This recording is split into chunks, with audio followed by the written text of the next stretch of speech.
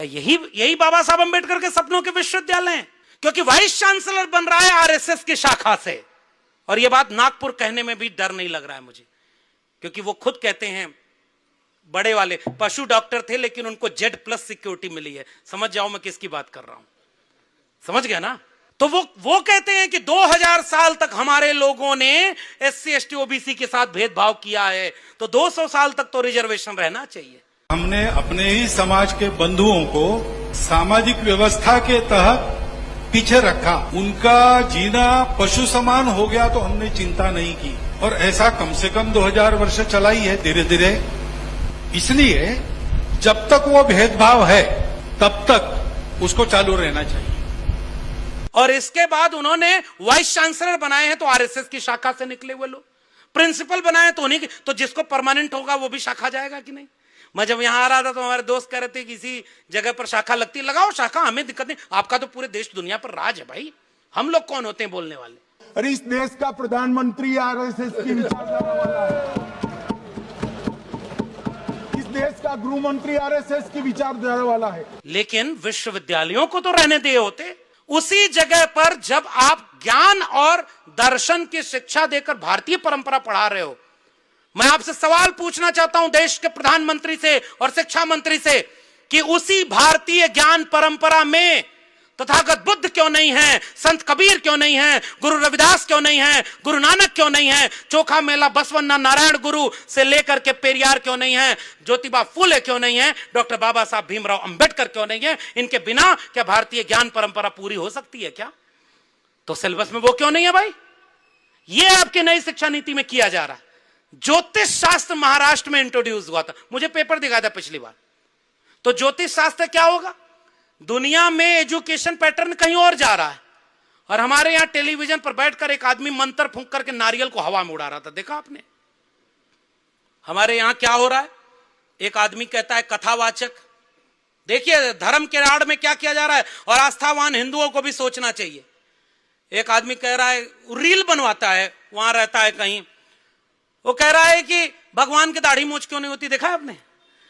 वो कहा कि चूंकि भगवान की उम्र नहीं बढ़ती, तो उसने कहा कि ब्रह्मा जी की तो होती थी, तो कहे वो भगवान थोड़ी है, और चुपचाप हिंदू सुन रहा है। वही कथावाचक कह रहा है कि पता है हमारा देश 15 अगस्त को क्यों आजाद हुआ?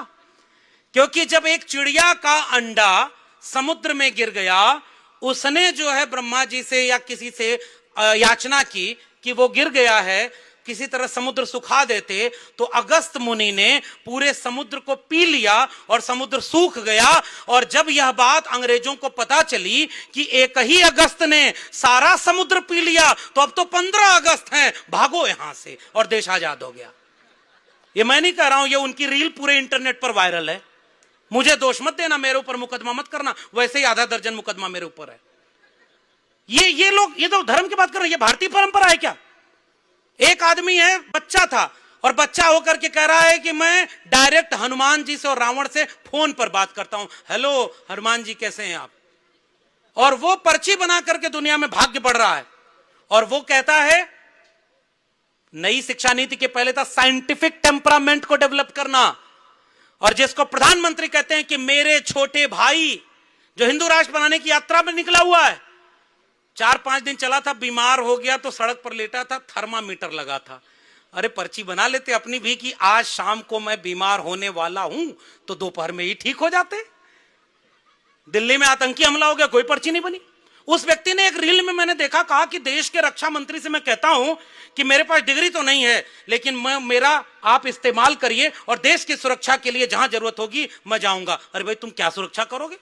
अपना भाई छोटा वाला जेल गया था, छतरपुर के लोगों गूगल करके पढ़ना, अपने छोटे भाई को जेल जाने से जो न बचा पाया, वो पूरे ब्रह्मांड की पर्ची बना रहा है। और वो कह रहा है कि देसी गाय के गौमूत्र में हल्दी मिलाकर पियो, कैंसर ठीक हो जाता है।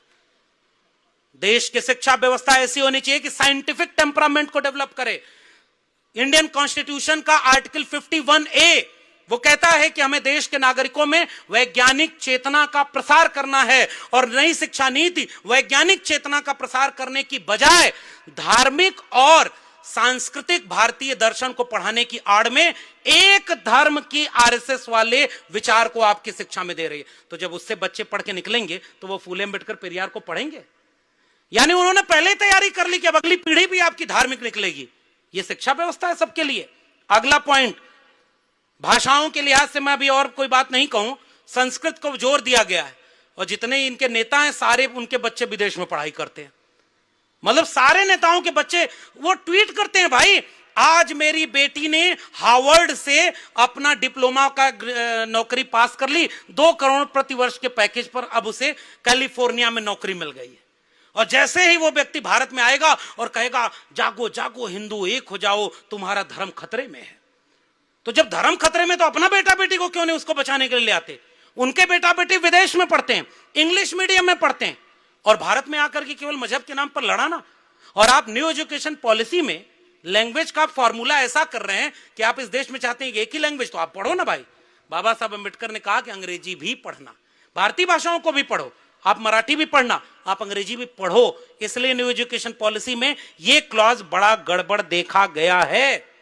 और इसीलिए मैं कह रहा हूं, इसका 5 साल में क्या उदाहरण देखने को मिला? और उदाहरण देखने को मिला कि डिजिटल डिवाइड हुआ।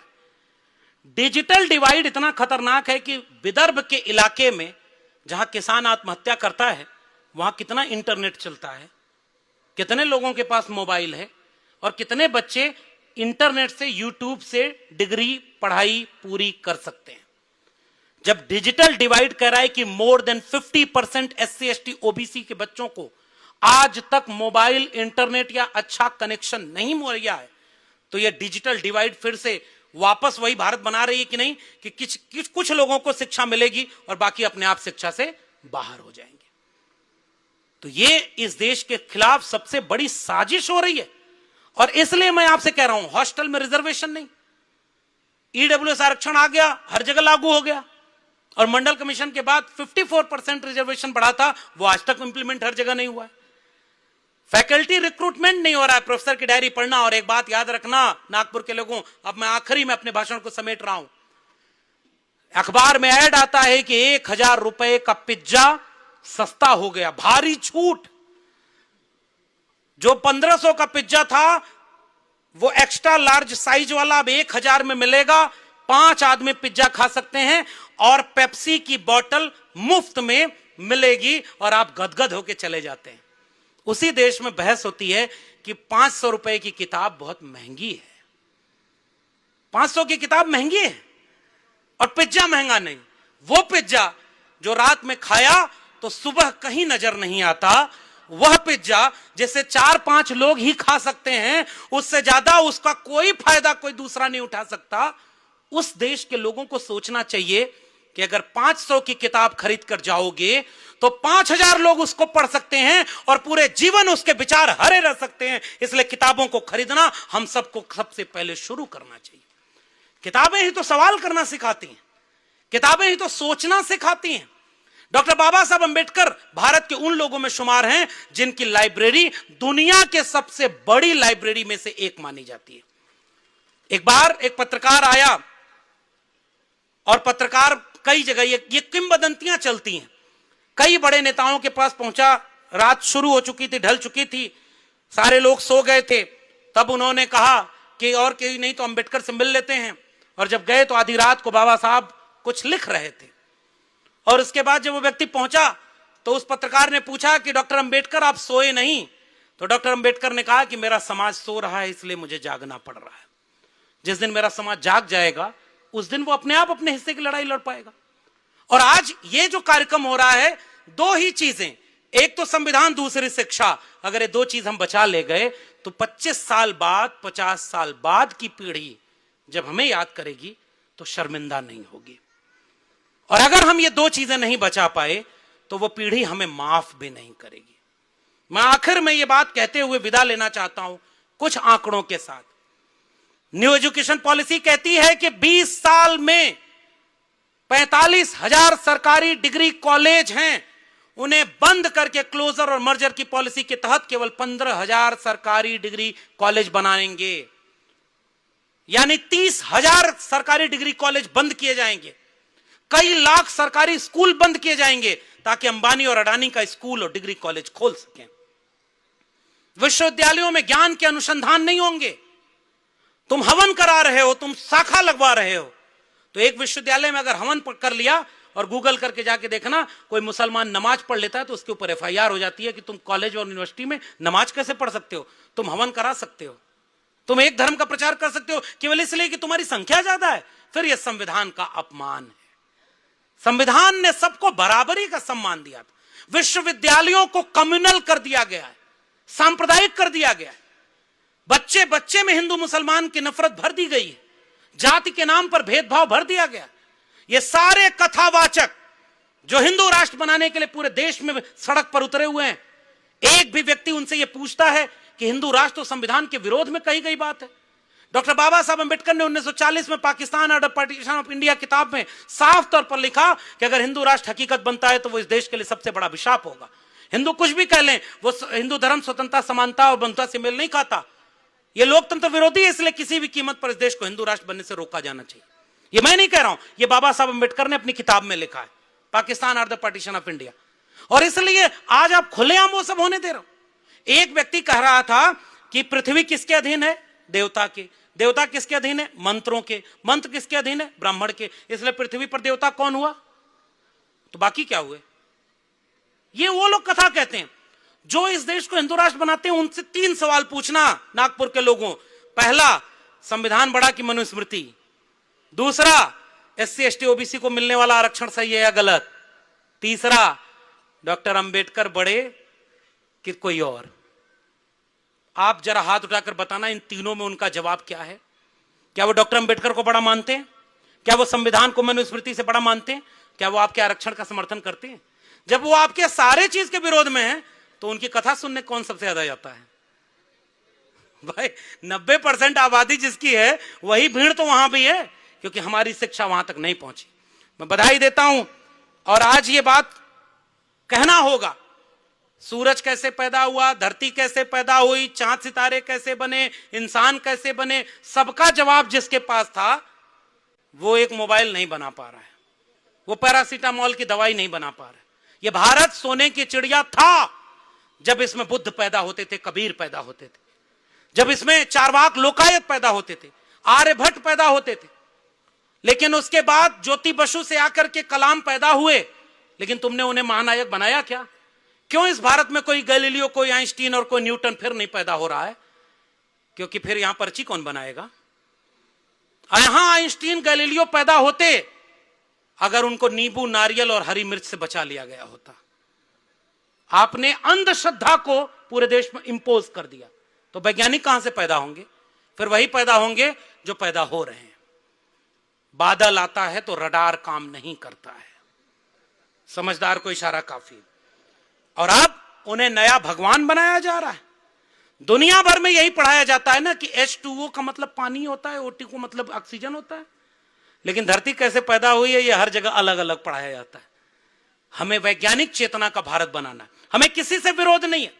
आप कह रहे हो कि गोबर खाने से बीमारी ठीक होती है, हम कभी आपका विरोध नहीं कहेंगे। खूब गोबर खाइए, हम तो किसान परिवारों के लोग हैं, कम पड़े तो बताइएगा, सप्लाई किसान कर देंगे। गोबर खाने से आपको नहीं रोकेंगे, लेकिन पूरे भारत के नौजवानों की पीढ़ी को अगर आप गोबर खिलाना चाहते हैं तो हम उसका विरोध करेंगे। हम कहेंगे कि गोबर खेत में डालो, उससे अनाज पैदा होता है, और उसी अनाज में गोबर के अनाज से हलवा बनने के लिए फसल पैदा होती है। और अच्छा खाओ, अच्छा पियो, अच्छा पहनो और अच्छा सोचो, ताकि इंसान और इंसान के बीच की नफरत खत्म हो, मोहब्बत बढ़े। तुम नफरत बढ़ाना चाहते हो, हम मोहब्बत की बात करने आए। और मोहब्बत बढ़ेगी तो केवल शिक्षा से। नागपुर के लोगों, अभी ये कार्यक्रम खत्म होगा जब आपके सामने स्टॉल लगी है, मेरी किताब पढ़ना मत पढ़ना, अब अपना प्रचार खुद ही क्यों करूं मैं। लेकिन जो भी किताब वहां पर होगी, महापुरुषों की जीवनी होगी, डॉक्टर अंबेडकर की किताबें होंगी, महात्मा फूले की गुलामगिरी होगी। एक एक किताब खरीदिए, और अगर आपके घर में वो किताब है तब भी वो किताब खरीदिएगा। और जब भी किसी की शादी में जाएं, किसी के बर्थडे में जाएं, कहीं जाएं, तो उसको फूलों की माला या गुलदस्ता भेंट करने की बजाय कोई किताब भेंट करिए, और उसके बाद देखिए कि हमारी वैचारिक क्रांति आगे बढ़ती है या नहीं। इसलिए शिक्षा बचाना केवल भाषण से नहीं बचेगी। अपने यहां स्कूल अगर बंद हो रहे हैं तो एक पैरेलल पाठशाला, कोई फूले फिर पैदा होंगे क्या? कोई सावित्रीबाई फूले वापस अवतार लेंगी? हमारे यहां तो अवतार को लोग मानते नहीं। तो अंबेडकर तो चले गए, अपने हिस्से की लड़ाई लड़ करके, फूले चले गए, और हमें जो दे गए हम वही नहीं बचा पा रहे हैं। हमारे आंखों के सामने संविधान तार तार हो गया। वोट चोरी करके आपके लोकतंत्र को लूट लिया गया, क्योंकि उनके पास हुकूमत है, उनके पास मीडिया है, उनके पास पैसा है, उनके पास बाहर खड़े लोग हैं जो हिंसा पर आमादा हैं। किसी के ऊपर भी हमला कर सकते हैं, किसी को वो नरेंद्र दाभोलकर, किसी को पंसारे, किसी को कलबुर्गी बना सकते हैं। तो क्या डर जाओगे क्या आप? डॉक्टर अंबेडकर डर गए होते तो देश को हमें एक नायक मिल पाया होता क्या? वो कहते हैं कि डर जाएं हम और भूत के डर से मकान छोड़ दें हम, इसलिए लड़ना पड़ेगा। देखिए, न्यू एजुकेशन पॉलिसी जो कहती है उसको गांव गांव पहुंचाना हमारी जिम्मेदारी, और मैंने बहुत थोड़ा ही समझाया। और आखिर में जाके कह रहा हूं कि जिस देश में शिक्षा खत्म हो जाएगी उस देश से समझदारी खत्म हो जाएगी, और समझदारी खत्म हो जाएगी तो सवाल करने की ताकत खत्म हो जाएगी। आने वाली पीढ़ियां गुलाम पैदा होंगी, और अगर आप अपनी आने वाली पीढ़ियों को गुलाम पैदा करना चाहते हैं तो फिर इस शिक्षा नीति के जो दुरुपयोग हो रहे हैं उसको गांव गांव पहुंचाइए और समझाइए कि कैसे है। आपके विदर्भ के कितने स्कूल बंद हो रहे हैं, उन स्कूलों पर पैरेलल पाठशाला शुरू कर दीजिए कि हम संविधान पाठशाला वहां चलाएंगे और SC ST OBC बच्चों को मुफ्त में पढ़ाएंगे, और हम सारे लोग अगला कार्यक्रम उस पाठशाला में करें जो गांव में स्कूल बंद हो गया था वहां खुला है, तब जाकर के क्रांति आएगी। केवल राजनीतिक दलों का इंतजार मत करिए, अपनी जिम्मेदारी निभाइए कि स्कूल बंद कैसे होंगे, और उन लोगों से सजग रहिए जो यहां जय भीम बोलते हैं और वहां जाकर के उनकी सत्ता में नतमस्तक हुए हैं। दलित पैंथर से निकले हुए कुछ नेता वहां आज भी मिनिस्टर बने हुए हैं। समझदार को इशारा काफी है। और आज हमारे लोग उस तरह की चीजों को नहीं देख पा रहे हैं कि कैसे हम इस तरह के सवाल करने से अपनी नस्लों को बचा पाएंगे। असद अकबराबादी का एक शेर है, ये दोहरे चरित्र वालों से पूछना जो इधर भी अच्छा उधर भी अच्छा करते हैं। दो नावों पर पांव पसारे ऐसे कैसे, दो नावों पर पांव पसारे, मतलब अंबेडकर भी सही है और सावरकर भी सही है, दोनों तो नहीं चल सकता, दोनों विरोधी विचार। दो नावों पर पांव पसारे ऐसे कैसे, वो भी प्यारा हम भी प्यारे ऐसे कैसे। भाई विचार तो स्पष्ट होना चाहिए। सूरज बोला बिन मेरे दुनिया अंधी है, हंसकर बोले चांद सितारे ऐसे कैसे। और आखिर में अपने लिए भी आप भी ये बात कहिएगा कि मुझ जैसों को यहां पर देख के कहते हैं वो इतना आगे बिना सहारे ऐसे कैसे। हम बिना सहारे के यहां आए हैं, लेकिन हां हमारा कोई गॉडफादर नहीं था। लेकिन कुछ दिन पहले गृह मंत्री ने सदन में बोला था कि फैशन हो गया है अंबेडकर अंबेडकर कहना। इतना नाम अगर भगवान का लिए होते तो आपको जीते जी स्वर्ग मिल जाता। हम कहते हैं कि स्वर्ग है या नहीं हमें नहीं पता, लेकिन डॉक्टर अंबेडकर उस व्यक्ति का नाम है जिसने करोड़ों लोगों के लिए नरक से बदतर जो जीवन था उसे बेहतर करके जीते जी स्वर्ग बनाने का काम किया। इसलिए हम अंबेडकर को याद करने की बात करते हैं।